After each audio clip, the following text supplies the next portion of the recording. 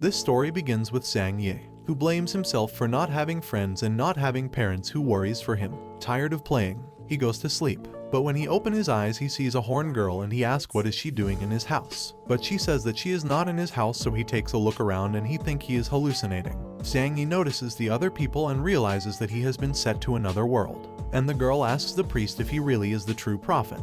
And he says that the prophet must be carrying a magical ring just like hers. Yi shows his ring and realizes that she also has another one just like his. She can't believe that someone without magic powers could be the prophet, and she also gets mad because he belongs to the human being tribe. Yi says that he doesn't understand anything, and he says that he bought that ring in a street store. So she tells the priest that he can't be the prophet since he is so weak. But he says that there was no mistake summoning him, and Yi will be the prophet that will save demon tribe of being extinguished. Yi, not knowing what's going on, asks them to tell him what's going on. So the girl introduces herself as Isabella, also the demon queen, and she says that that day they were going to sing a peace treaty with human beings, but she didn't expect that her commander Lillian would betray her with the help of other humans. And while being disarmed, she took a big part of her magic powers, but she could stay alive thanks to the sacrifice of her 4 stronger subordinates. Hearing all that and seeing that he is in another world, Yi was planning to become the protagonist of the story. He asks why doesn't she hide on the mountains, but the other girls say that they are escaping from humans, so she summoned the prophet so he could help her, but they were disappointed since he was useless. In that moment, Isabella starts to feel bad and she transforms into a girl looking like a human being, and the priest says that this is because her aura has depleted completely, and they blame Yi because she used all her energy she had left to summon him. In that moment, some gentlemen say that the humans are already inside the realm and they escort Isabella so she can manage to escape, and the priest would stay to buy them some time so they can manage to escape. Isabella tell him to escape with them, but the priest is already preparing them to teleport. Isabella, crying, tries to take him, but he already took them to another place. In that moment, the door is destroyed and Tall's Angus appears asking where the demon queen is. But she was already gone and planning to take revenge, so they decide to flee for the moment. But they were attacked on the back by the humans, and the girls are planning to sacrifice themselves so she can escape. Yi promises that he would protect Isabella, so he grabbed her by hand so they could escape. But she wanted to stay and fight and die with them. Yi says that she does that, their sacrifice would be in vain. So Isabella, crying, sees from afar how everyone dies so she could escape. On their way, they come across with some human knights, and Isabella gets off Yi's hand and she attacks the knights for killing her subordinates. Yi stops her and apologizes, and a knight says that he heard that demons used to wash human beings' brains. They were planning to kill them because they thought they were working for the demons. But Yi on his knees says that they are not working for them and they were not brainwashed. Isabella wanted to kill him for making her kneel before a human being, but he says that by doing that they could survive, so then they could take revenge. But the knight wanted to kill them anyways so he could get a reward. But there is that guy who stops him and orders him to go with his squadron. A knight, noticing that he was the white squadron leader, didn't want to listen. But being a leader, he had authorization to kill. Then the others, noticing that, they decide to escape. He introduces himself as Sophisis, the White Dragon Knight squadron leader, and he asks them when the demons captured them. Before that, Yi thanks him for saving them, but Sophisis orders him to answer first, otherwise he would kill them. He says that he was captured when he was 5 or 6 years old, and he introduces Isabella as his wife and says that she was also captured by the demons, and Sophisa ends up believing him, and he offers his cape so he could cover himself since he was naked, and he would take them to the human being tribe city, but Isabella didn't want to go. Yi convinces her to go, and the next day they arrive to the city, where Yi gets surprised by seeing how the humans respect the knights. Isabella changes her name to Yi Bei so she can't be recognized, and on their way, they get across with this guy from the royal family, called Talsbury. When Sophisis sees him, he orders his knights to go to the royal palace. Yi asks who he is, and a knight says that he has a higher rank than Sophisis by being a regent's son. He says that the current king is very young and the regent supports him making decisions, so he is above every man. Sophisis greets him politely, but when Barry notices that he is not the Red Dragon's Knights leader, he despises him. But Sophisis asks him why the Red Dragon's Knights were ahead of them, that they were supposed to sing the peace treaty with the demons, and he says that the new king's orders were to kill the demon queen. Then Sophis's father, who was the imperial leader, arrives. He is called Dita, and he says that he heard his son was in town and he decided to show up and say hello. Yi is amazed by the fact that Sophis's father was someone important in the kingdom. A knight tells that Guro is close to the king, and also he and the regent has very different political points of view. In that moment, trumpets can be heard since the Red Dragon's Knight squadron arrival. They were carrying the priest's head impaled in a sword. Watching that, Isabella wanted to kill them all, but Yi calms her down, and while watching, Angus promises that H will kill him. Angus thought that Guro came to welcome him, but he says that he was going to see the king and both decide to go together. His son Barry gets close to him, but he threatens him and says that if he keeps on playing he will kill him, and they went without him. Then both decide to get out from the human realm and they take them to their new home. Zhang Yi is surprised by the fact that it was so big. In that moment some servants appear. One of them introduces herself as Alina and she was going to feed them. But Isabella asks why Sophices is being so nice with them even when he barely knows them. On the other hand, these two presents themselves before the king, who was just a boy, and he congratulates Angus for having completed the mission he assigned to him. But Guro says that what Angus did was a crime, because the mission was to sign a peace treaty with the demons, not killing the queen demon. He also says that if the missing demon queen returns to the demon tribe, she will bring war against humans and they will lose a lot of people. Angus says that before they could sign the peace treaty, Lillian told him that she had her people's support to rebel and that if they helped her become the new queen, she would make a strong relationship between the two tribes. Then he delivers a letter to the king about what they had agreed with the queen. After reading it, he congratulates him for doing well his job, but Guro says that there's a mistake, because he does not believe the demons agreed so easily to accept their new queen. The king says to leave everything in Angus' hands, and being the king, he obeys, making Angus happy and Guro sad. Then we see Zhang Yi taking a bath and asking himself how to get back to his world, because he doesn't want to be in this world since he saw so many people die before his eyes. Then Sophices arrives to take a bath with him, and Zhang Yi thought that all that good treatment they were receiving they were going to take it back slowly. But he came to tell him that they were going to send people to look for his family, and Zhang Yi lies, saying that since when the demons brainwashed him, he can't manage to remember anything from his past. Sophices tell him that he had a brother called Sophisac and the demons captured him, and he asks Zhang Yi if he knows him.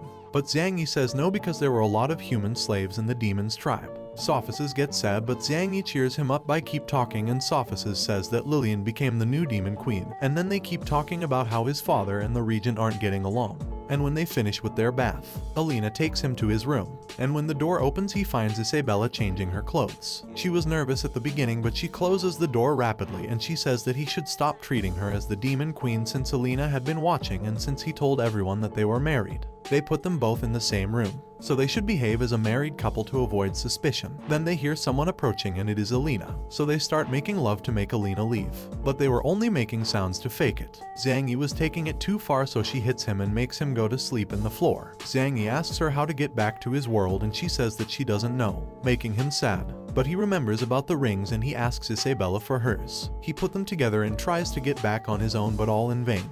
On the other hand, Alina finds Sophices and he tells her not to interrupt Isabella and Zhang Yi. Alina asks why is he helping them, and he says that when he knew Zhang Yi he felt a familiar connection and he thought he was his lost brother since he resembles so much. Alina says that she was happy for him since she hadn't seen him smile in a long time. Sophices throws her in bed and as reward he ends up making love with her. The next day Zhang Yi wakes up and Alina gives him new clothes. She realizes Isabella is not here, so she goes outside and tries to find her. She found Sophices training with his bow on her way and she is amazed about how good he is. Then she saw Isabella as well practicing and she is blown by how good she is. She lost her powers but not her abilities. Then Sophices invite them to eat, but Zhang Yi wanted to leave the human kingdom and says that he doesn't want to bother. Sophices say that there is no problem, that they can stay and live in his mansion forever, but Isabella says that they want to manage by themselves and they didn't want to bother anymore. Sophices say that they cause no trouble and he can find a job for them in the kingdom, but Isabella says that she rather goes back and work for the demon tribe than working for them. In that moment we see a story when the humans were terrorized before because they were weak. Then tired of that,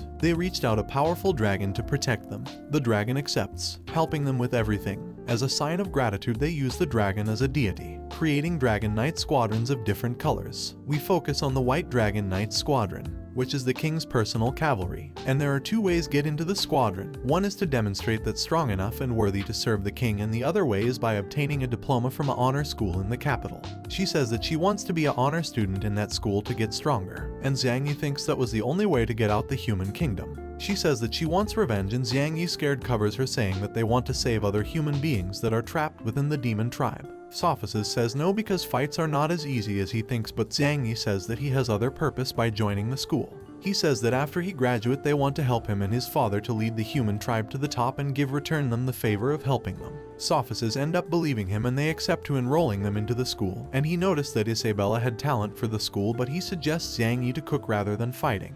2 months after sophists inscribe them and explain the different branches there are in school. He also says that there is a professor who will evaluate them to decide what branch is better for each one, and a knight is assigned to guide them in school. Before he goes, he says that if they don't manage to pass the selection test, he will take them back to the mansion. Isabella and the other one make fun of him, but Zhang Yi is intended to pass the test. In school on the melee branch, Master Mike Yasso was going to teach them a technique, and this guys ask him to show the technique before everybody. Mike gives him a rock and asks him to hit a statue with all his strength. He destroys the statue a bit and Mike asks to show the rock, but it was already destroyed. Mike says that in order to learn the technique, he has to attack with all of his strength, but the rock must remain intact. The guy says that it is impossible. Mike grabs a little bird and with all of his strength he destroys the statue, and he demonstrates that the bird is still alive. His students are amazed and are asking to themselves how he did it. Zhang Yi surprises him and the knight introduces them as students who are going to take the entry test. Mike asks if he wants to join his branch, and getting angry he activates a fierce power, scaring them all. But he realizes that Isabella didn't get scared and he proposes her to join his branch, but she refuses since she wants to join the magic or sword mastery. The knight thought that Zhang Yi was also fine, but after he touched him he ended up fainted because he couldn't hold the Mike's fierce ability. He wakes up after a few moments and he is told that he failed the test. Zhang Yi was happy about it because he didn't see himself training for that every day. He introduces himself to this guy to be his friend. The guy introduces as Alex Air and accepts being his friend. He says goodbye because he had a fight class to attend, and the knight agrees to take them to magic and fencing.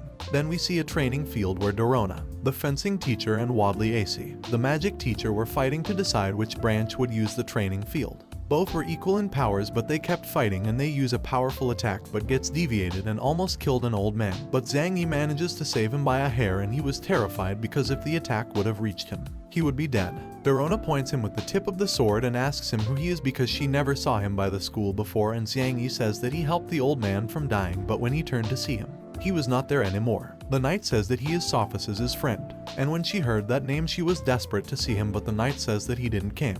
And angrily she asks why they were there in her branch. He explains that they are new students and they came to take the entry test, but before that they are going to measure their strength. Ac gives them a sphere to measure his strength, and Zhang Yi, not knowing what to do with the sphere, he asks the knight and he starts explaining. He says that the sphere reveals how much limit power there is inside each person, and that limit power is how strong can a person be with training. If their power limit is low in both magic and fencing, they will be rejected. Isabella grabs the sphere, and when Dorona notices that there is not any shine representing her power, she was going to reject her, but in that moment the sphere starts to shine with a strong light. Everybody is surprised by the fact that she had so much power, and AC asks if she had learned magic before, and Isabella says yes, but for any reason she lost her magic. AC accepts her into the magic branch, but Isabella goes to the sword and she says that she is hesitant between magic and fencing.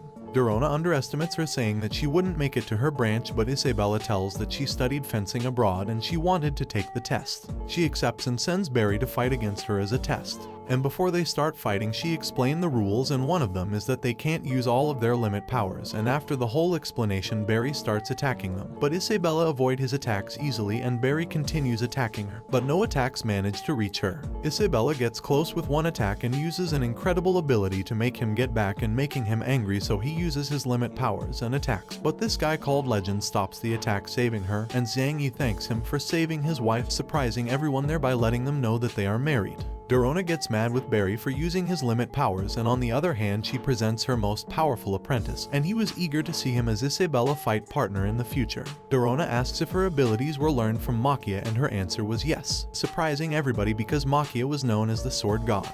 Dorona sees that she is very strong and accepts her as his student, but AC says that she is her student, starting a fight to decide which one of them she stay with. But Zhang Yi interrupts and asks for the sphere so he can measure his powers. He thought that he would have a big power to become the protagonist of that world. But minutes passed and the sphere wouldn't start to shine, not even a bit. And AC takes the sphere from him, saying that she already knew the results since the beginning, calling him a useless piece of wood. The other students also starts to mocking him, and the knight explains that the term useless piece of wood is a person that has no power limit, making him sad. Isabella yells to the other students to shut up, if not they would have to face her. Zhang Yi hears that, recovers and says that even if he has no powers, Isabella would always protect him. And before he goes to try another branch he cheers her up and wished her luck in whatever branch she chooses. On his way, Zhang Yi asks the knight if he could join a branch without having any limit power. He says yes, but for now, he can't choose a fighting one. After a bit of walking they reach the forging class where he see that they were drawing a sword, but their drawings were terribly bad. Zhang Yi thought that in forge classes you would have to be hammering all day to create objects, but Master Ascian Martin says that he doesn't know anything about forging. The knight explains that he was captured by demons and he doesn't know anything about forging, and Martin shows him how the forging is in the human tribe. Martin grabs an enormous brush and draws a sword in the floor, and with one word he makes the drawn sword merging out of nowhere. Martin says that this is how humans create things, and if he wanted to forge he had to have a gold alignment crystal. Zhang Yi, not knowing what that is, he asks how to use it.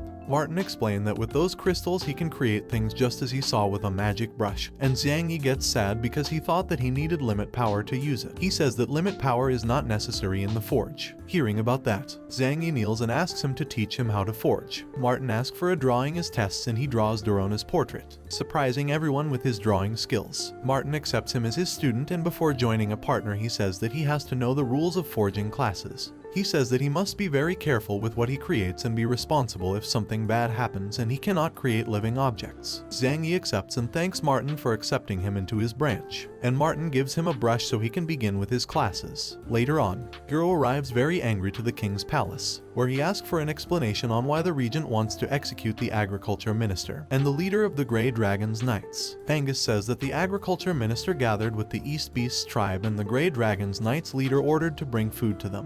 Guro says that they did it because that tribe was struggling with drought and food, so they sent food to be able to get along with them.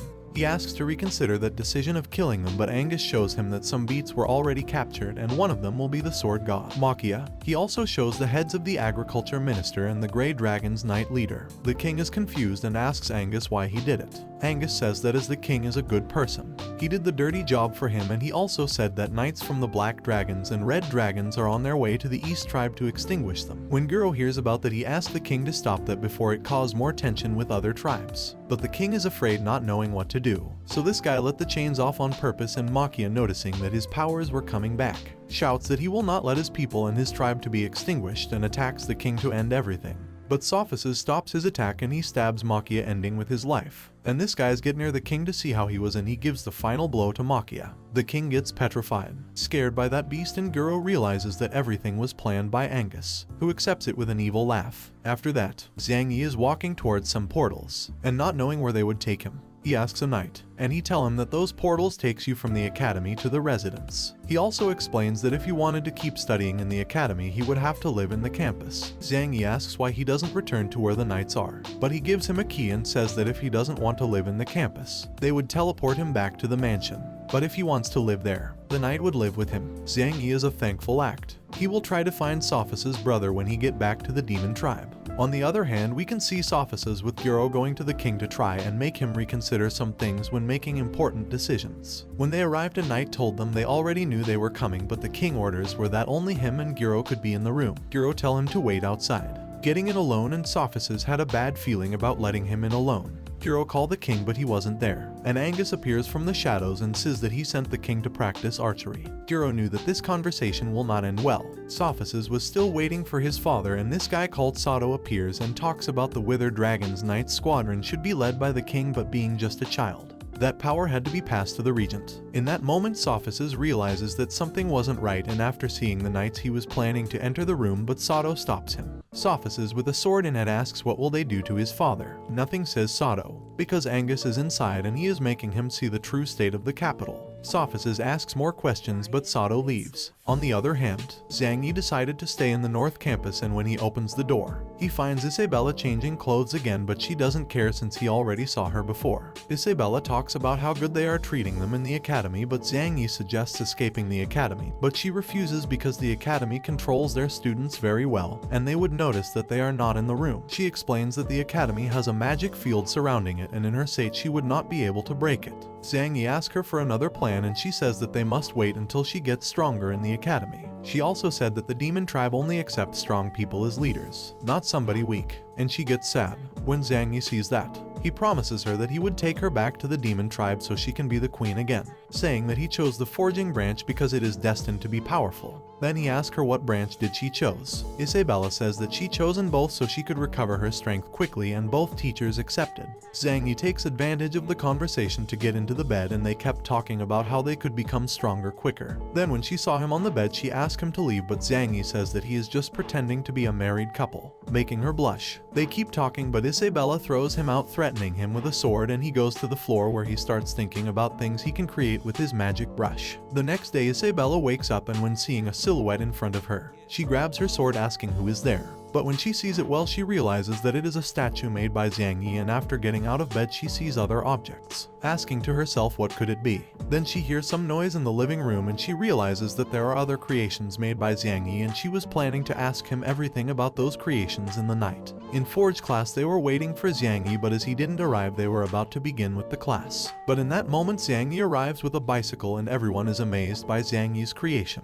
because in that world vehicles boosted by human didn't exist. When Martin sees the bicycle, he gets on the bicycle and Zhang Yi teaches him how to use it. It gets complicated at first, but later he managed to drive it. Then Martin destroys the bicycle for not breaking, leaving everyone disappointed because they all wanted to try. Zhang Yi promises that he would create another bicycle, but he couldn't in that moment since he ran out of gold alignment because he spent all night trying things. Zhang Yi realizes that the forge works with thoughts, and he asks to himself what would happen if he built objects from his world. So he built a cell phone as a trial, but it didn't work since he doesn't know how cell phones work, and he kept on building useless technological stuff because in his mind he didn't know how they worked. Then they get back to the class where Martin gives him another gold alignment stone, and he was going to explain how to differentiate gold alignment stones and its uses. Martin gets his briefcase out from the forge, and she explained that they can use the stone just like a blacksmith does, but that would harm the user. He says that 2 decades ago he was visiting the dwarf tribe to improve his forge, and he saw that they made really beautiful objects, but the one creating them suffered damages to his body because they used hammers just like the blacksmiths did. After Martin's big research, he realized that they could use the stone in a very little form by embedding it into the brush and drawing objects to be created out of nothing. Zhang Yi doesn't understand completely, so he asks Martin where the gold alignment stones come from. Martin says that they form inside a mine in the capital's border, but the problem is that a powerful golden dragon lives there. The king used to send the Purple Knights squadron to collect them, and they would refine the stones and sell them to finance the military. Martin says that each stone cost 10 golden coins, and everybody is shocked by that because they were too expensive. Zhang Yi doesn't know what 10 gold coins worth, and one of his school partners explains that 500 people can be fed with 10 gold coins for a month, scaring him because he used them deliberately. Then Martin says that that's the lesser range stone, and he shows them a range of stones going from the lesser ones up to the better ones, which can reach a price of 50 gold coins. Then he explains that stones differ by color, like the red one which uses fire as base, but they worth up to 500 gold coins. Then he gets his magic brush out and he explains the limits of his lunar stone and how rare it is. He is the only one who has one in the capital. Then he tells a story about when he was young studying the forge with the dwarves, but they weren't as sociable, but later on they acknowledged him by realizing how determined he was. The dwarves had 4 lunar stones, and they gave him one of them as a reward for obtaining many achievements. With that stone, Martin built the walls protecting the capital and explains that the power of a lunar stone is infinite but has a price, and that is that extracts the user's consciousness. One of the students says that this side effect must have not affected the master because his looks pretty healthy, but another student points towards a photograph where you can see a handsome guy, and that was the master 10 years ago. And the students are in shock by that because now he is bald and ugly. On the other hand, Sophices is with his father, but he arrived home very upset, saying that everything was over, worrying Sophices for what they could have done to his father. On the other hand, Isabella was training fencing, and by the end Dorona congratulates her for training more than the others. But she felt bad because she got tired easily because that didn't happen when she had all of her power. Then she goes home and she finds all these stone sculptures of both of her masters, and she realizes that they were made by Zhang Yi. Isabella takes a blueprint, and Zhang Yi says that those were dwarves' tribes' blueprints where they were creating steam machines, surpassing the intelligence of the demons' tribe. Isabella kicks him and warns him about creating too many things, otherwise their identity would be exposed. She also scolds him for creating a sculpture of her and her masters, and thinking about what disrespectful things he could do with them, she hits him even more. The next day he was happy because the steam machine worked and he could create a powerful mecha. Then he see that his fellow students were gathered in a place, and one of them says that Master Martin went into the gold alignment mines, and that was because when they went to buy stones last night, the prices were too high. Martin tried to convince them to sell them at a normal price, but they didn't want to because they needed a lot of money for military services. So an angry Martin went on his own to look out for stones, but his students were worried about him because he was just a forging teacher, and he alone could not take down a dragon. Xiang Yi was going for help from the other teachers, but one of his friends stops him because they were in an audience with the king. Xiang Yi was very angry for doing nothing about it, and then he sees Alex and he offers him money and tell him to go and buy 1 gold alignment for his magic brush. Xiang Yi builds a car with that to go and save his master. On the other hand, Martin is arriving to the mine, but one of the knights didn't want to let him through because only purple dragon knights were allowed to enter the mine. Even with all that, Martin gets in and starts looking out for gold alignment. Then we see Xiang Yi and the others arriving the mine and planning how to get in to look for their master. But then an explosion occurs and they see dust coming from inside and Martin getting out from it with the gold alignment. He also defeated some monster with the weapon he invented with the dwarves' help. The guy was happy with his gold alignment, but they could use them already because they needed to be refined. But the problem was that the refinery team worked with the Purple Dragon Knights. And in that moment some knight surrounds them and the refinery master calls him out for getting into the Purple Dragon Knights territory. Martin also calls him out because those monsters weren't that strong to justify the price increase of gold alignment. The guy says that it was not his business and give the order to kill them so they could take the gold alignment. But Isabella together with Martin and Alex were defeating almost every one of them, but the refinery master steps in attacking Alex, but Martin protects him and his weapon get destroyed. That guy uses a special slime creating many clones and he planned to attack them, but Xiang Yi had finished his creation. Xiang Yi is completely covered by the rocks and the refining master attacks the others, but Xiang Yi inside the rocks neutralizes him using a powerful attack. Then he throws another attacks to the other master, but he manages to deflect it, hitting his knights, and everyone is surprised to see a mecha getting out from those rocks. The purple knights get scared to see that mecha, and Martin is surprised even more because the dwarves wanted to build something like that but they couldn't, but Xiang Yi did. The refining master attacks him with everything he got, but no attacks could manage to damage that mecha, and Xiang Yi starts defeating those knights and capture the refining master and threatens him, saying that they must not mess with them. And we can see that the ones behind all that mess were the regent's family. Since they wanted to earn more money, they was planning to raise their prices of gold alignment. But a soldier arrives saying that the Forge branch gathered the gold alignment and also they captured the refining master, surprising everyone. Xiang Yi and his group arrives to the kingdom, but the purple knights won't let them through, and behind them were the people who raised the prices, and they ordered to capture them for breaking the law by collecting gold alignment without any permission. But Sophists arrives with other guys and says stop, and he tell Barry that the king sent him to stop Martin. Barry doesn't buy it, but Legend, being his uncle, he releases his power, making him obey the new orders given by the king. But this also affected Xiang Yi, which ends up being amazed by that enormous power. Being just his nephew, Legend warns him not to be so careless just because his father is the regent, because for Barry he was only a piece of trash. Dorona also scolds him for not going to class, and Martin asks officers to arrest him, but he denies because the king never gave that order since he cares so much about him. Xiang Yi thanks officers for helping them again, and he told him not to do that again because he doesn't want to see him die. On the other hand, Ascian tells Isabella that she picked her to represent the magic branch in a festival. But she fights again with Dorona because he also wanted her to represent the fencing branch. Sophists asks Xiang Yi to go with him to the palace, and once there they talk to the king about the gold alignment price increase. In that moment Angus arrives, informing the king that he discovered that the Purple Knight's leader is increasing the price of gold alignment. He also said that he already punished him and suggests the king that the Forge branch should be in charge of collecting gold alignment stones. Everybody is surprised by that, and the king asks about the military budget. But at the moment he suggests that the White Dragon Knights should handle it. Xiang Yi asks to himself why Angus is helping them, and the king accepts those suggestions. And he asks a favor to Martin, to build an arena in 10 days for the upcoming festival. When getting out, Sophists ask Angus why he helped them, and he says that he did it because he is a very important general. Then they continued talking, and Angus says that he helps the king making decisions to make the empire get better because the king is very young to make important decisions. Sophists say that he shouldn't take advantage of his power, making Angus angry. Angus then asks Sophists if his father didn't tell him anything about what they talked the last night. When Sophists remembers that, he asks him what did they do to his father because he arrived home very upset. And they were about to start a fight, but some soldiers arrive and tell him that his father hanged himself in the library, and Sophists got scared, and the other were surprised. That night Xiang Yi were depressed about what happened to Sophists. He didn't want to feel bad, so he asks Isabella what branch she decided to represent in the festival. She said that she will represent fencing and science branches. He starts bothering her, saying that she should join Legend in the magic branch, making her angry again.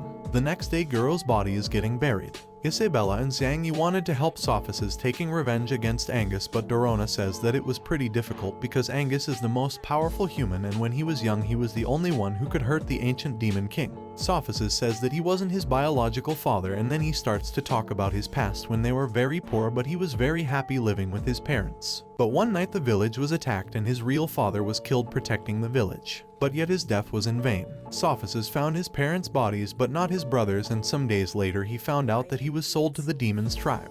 In order to save him he trained so hard and he joined the army where he acquired combat experience, and one day Guro visited the squadron where Sophia's was. And after seeing how Sophus killed one of his partners, Guro asked why he did it. Sophus says that he was nearly dead and leaving him alive would be leaving him with a lot of pain until death came. After that he adopted him and he treated him very well. He wanted to create along with him a world where every tribe could live in peace. Dorona asks what should they do now, and Sophus say he can only give his bets to move on. Then we see Angus talking with a hooded guy, but he left after this girls arrived, picking the heads of some people, completing the mission Angus assigned. Angus assigns another mission to her. He already enrolled her in the academy where she has to represent the archery branch and gives her a photo of Zhang Yi so she can find her target. The next day the forging branch goes to the old royal arena to rebuild it with the help of Mike and AC. Both of them destroys the arena completely and gathered all the debris so it is easier to rebuild. Martin thanks them. Zhang Yi watches Alex and asks to himself if he has a lot of money since he works carrying forging material. Martin says that he works to sustain his family economically while he studies. And Alex proposed himself to win the festival to obtain money and send it to his family. Zhang Yi asks how much the champion gets, and the Four Eyes says that the winner takes 1,000 gold coins and also a trophy made out of solid gold. He also says they can get the rank of military commander after graduate from the academy, and he gets happy because with that rank he could get out the empire and go back to the demon tribe. While they are rebuilding the arena, Zhang Yi's superiors arrive to help them because they owe so much to Master Martin. Then Martin introduces them as their new teachers who will replace him during 10 days so they could be ready for the festival. Since forging branch always finished last every year, they would have a special training so that would not happen again. On the other hand, Legend was practicing his magic, which was very powerful, and after seeing that she was pretty confident that she would get first place thanks to him. On the other hand, Isabella was also training, but she has an illusion where she sees her subordinates' bodies who sacrificed for her, and there the demon queen presents herself, making her remember that everything was her fault by wanting to sing a peace treaty with the humans. She also argues about why she trusted in Lillian.